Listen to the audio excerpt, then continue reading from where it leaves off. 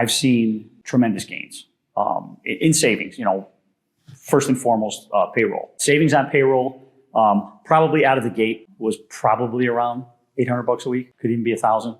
Just really pushing my managers to watch some things closer.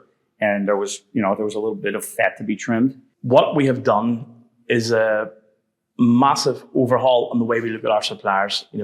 Mike talks about the partners and pariahs. Because I've been in the game for close to 26 years, a lot of what I so-called thought were our partners were actually pariahs.